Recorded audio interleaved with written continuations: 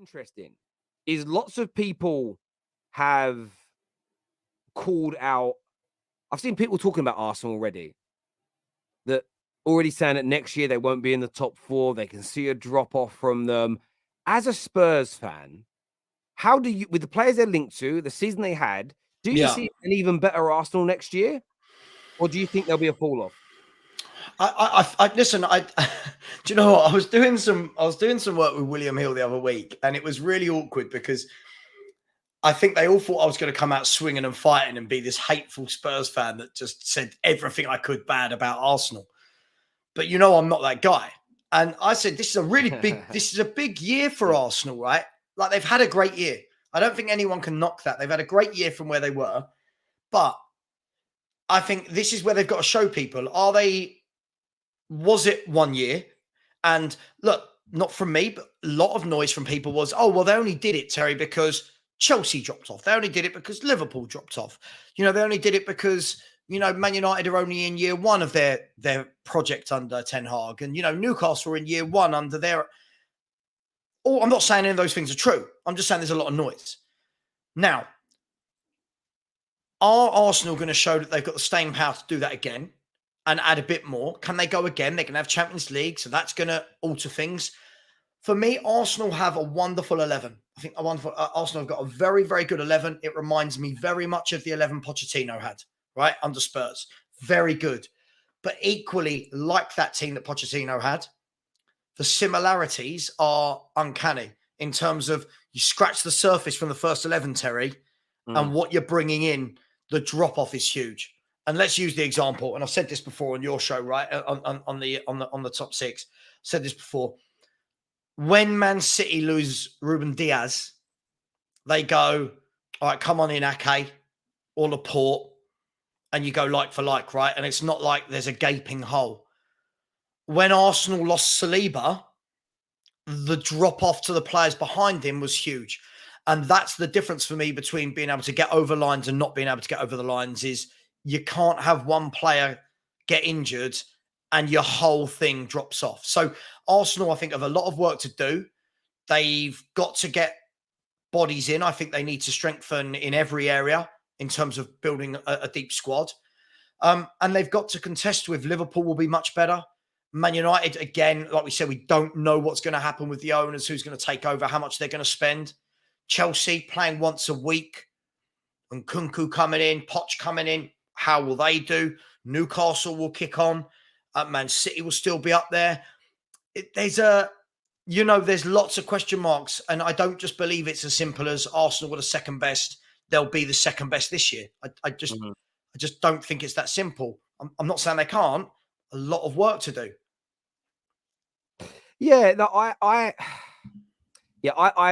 sort of look at it this way. There is work to do. There are no guarantees. If I'm giving my top four predictions now, it's based on nobody having done anything in the window yet, really, barring McAllister, and we haven't seen preseason. So if I'm making a prediction now, I'm putting Arsenal in my top four.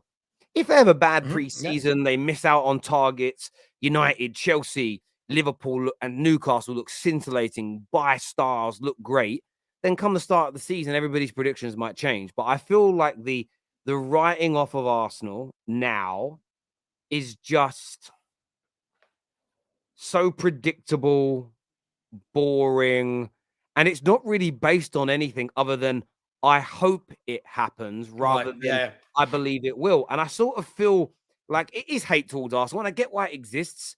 But like I've said for a while now, I don't think there's a YouTuber that comes to me going, bruv, I think you're right about this dead banter. I was like, oh, why? He went, all I've done all season is that banter you call dead. And he goes, every month I get less and less views. I'm like, it's true. I said, maybe it's that. Maybe it's other things, but maybe it's that because people are a little bit bored of the same jokes, the same challenges, the same things being said time and time again. And it's why, for instance, CBS are doing so well with their Champions League coverage because it's just different and it's fun. It's like, when people go cry more on Twitter, if you copy what other people do, you're a sheep. You're boring. You're never going to stand out from the crowd. You've got to be different. And sometimes, I always give the example. We have a guy that comes on our show, David, young lad, David. Chelsea fan. Yes. I know. He's at uni. He's got a year out. I'm not going to say where he works. He's doing brilliant work where he's at. It's amazing. But his first year at uni, he was like, Terrace, and mate, I get more attention than a lot of the other guys. I'm like, oh, why is that? He said, well, I'm off grid. What does that mean? He's a young lad in this day and age who's not on social media. So what does he? How do women view him? Is more mysterious and intriguing. Ooh, Yeah. like We him. don't know everything about him. Exactly. He isn't following the trend of every other 18, 19, 20-year-old. I'm on Insta, Snapchat, TikTok doing my thing. He's gone for he's unique because he's doing something different. Unique is cool. Copying what other people do isn't. Now, some people say to me, Terry, but loads of people have YouTube channels like you. Yeah, and half the things that people do on their channels were innovated by channels like mine. Like at the end of the day, that's not a dig, it's the way it is. And we always look to add new things all the time. I've got something big launching in the summer. I hope you'll all be very excited when it comes out. And that's the thing for me. I just listen to some of the things people say about Arsenal, and I'm like, it's not even that it's bad football knowledge, but it's based upon nothing but hope. It's boring because you've been saying the same thing for 12, 13, 14 months about them. And I just don't understand where the logic comes from because they're linked to really good players. They're getting rid of a lot of dead wood. Now, if none of that happens, or if you say, I think they'll fall out of it because I don't think they'll land their targets, they'll keep hold of their dead wood, they won't spend, then I'm like, okay, well, that's a fair opinion. But it's just based upon, I think they'll have a drop-off. Why, though? I just think they will. Yeah. That's not an answer. That's not Terry, an answer. that's why I feel like I'm Marmite in the YouTube world. I think that a lot of people can't understand that because I don't speak with what I want to happen at my club, as opposed to what is happening at my club, that you're seen as negative. Do you know what I mean? Like I will never turn around and go, oh, Spurs will challenge for the title next year. Why? No, it's Spurs. Okay, but why? Give me some, break it down for me. Why? What have you done? What's changed? And I think that's the problem with a lot of football fans. They say things like, oh, so-and-so are going to be crap next year. Well, how do you know that? How do you know that's hope? Now, every now and then something will happen. Like I've said to a lot of people this year, Chelsea falling away, lots of people, dead club, they're finished, they're over, they're never going to win anything again. And I kept saying to people, relax. Football doesn't work like that, right? Relax. And saw it with Liverpool halfway through the season. Oh my God, Liverpool aren't even in Europe. They're awful. They're terrible. All of these players are finished. And then they didn't lose for their last 11 games of the season and won 8 of them and narrowly missed out on Champions League. And it's like, I get it. Yeah. Football's emotive. And that's why we have our YouTube channels and stuff. But I like it when people challenge. So if I make an opinion, I think I've just given a balanced view of Arsenal there. I don't think I've attacked them. I don't think I've said they're bad. I've said if the right number of things go for them, they can definitely be up there again. But equally, they're in a position like anyone who would be second to City. It's can we go again? Because clubs either use that disappointment of what's happened to them in two ways. They either all kick on, group together and go, right, that can't happen again. We get in a few top players and we go again.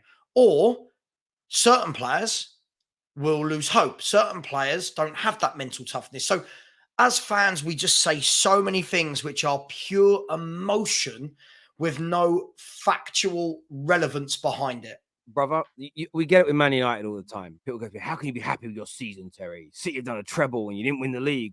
Because I know we're progressing. Now, equally, I'll stay. If the Glazers stay, I'm not as positive about the future because I believe they'll mess it up again because they've messed it up 4 times running after Fergie left. And if we get new owners, I'm very, very positive that we're moving in the right direction. So I'm happy when I look at my club because I can see the direction we're moving in. No way you're getting any better. Again, you're the same people that said we were going to come 7th or 8th last year and not win a trophy. So again, your opinion holds less water. Your banter doesn't hit because you say the same thing every time. I call it broken clock analysis.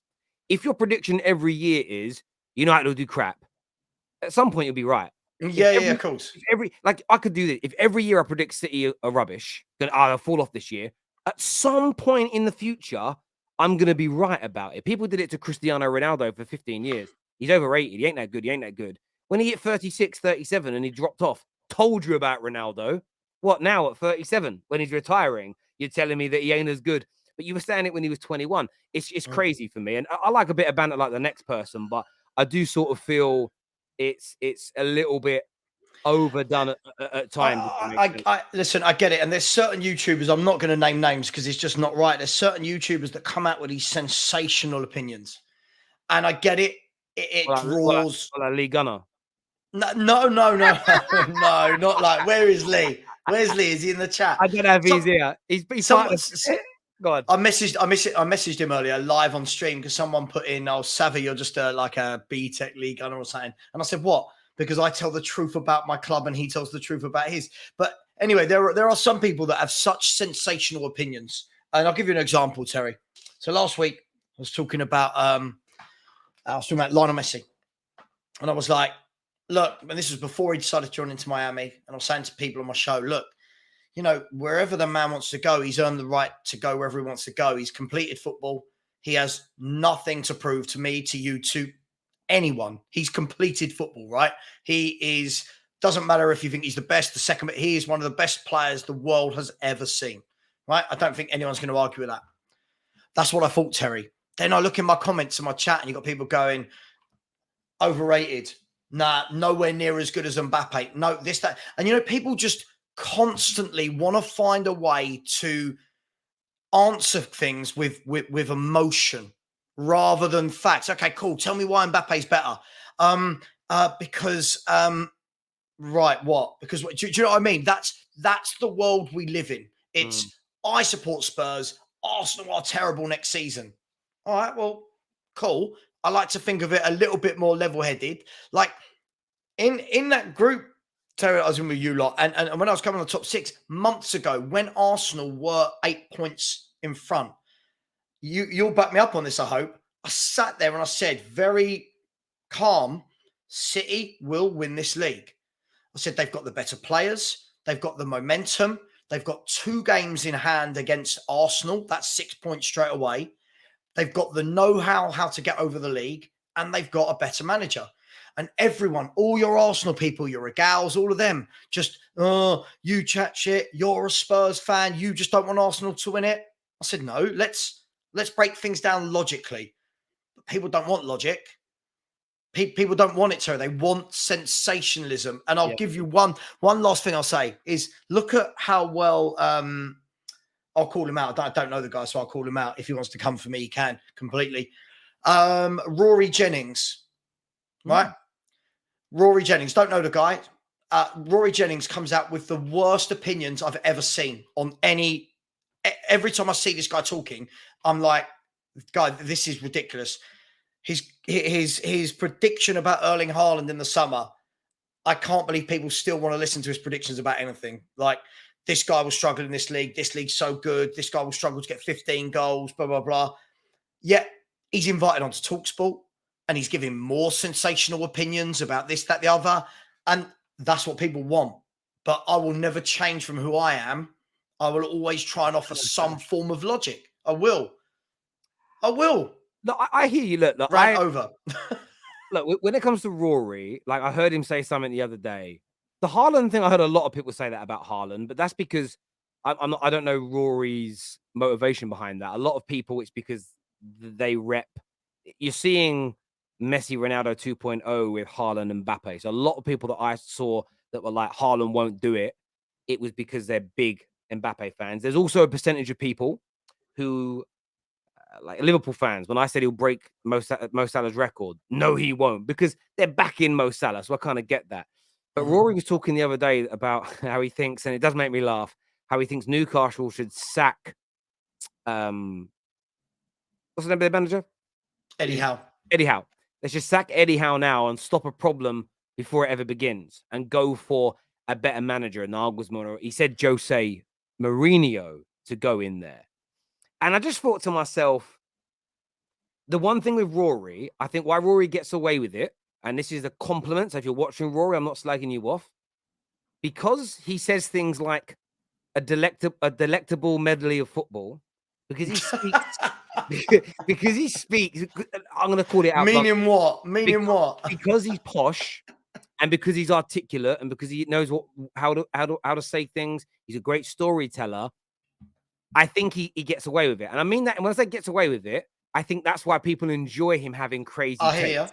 And he does it in such a brilliant way. Some people do it and they say it, and they can't give it. The one thing with Rory, he can back it up and give you rationale and reason as to why. So at least there's some thought. But when all is said and done, Terry, with all of that, when all is said and done, it's still ridiculous opinions for ridiculous sake, right? So you and I could sit here right now. We could sit here and go, right, people, I'm telling you what, next year, Harry Kane will only get 5 league goals. 5 league goals. He's only going to get 5. And I could truly believe it. And I'd get loads of people watching my video calling me an idiot. And you said this, blah, blah, blah. We all know Harry Kane's not going to get 5 league goals unless he gets a 9-month injury, don't we? We all know Harry Kane's going to get 25, 30 goals wherever he plays. It's what Harry Kane does.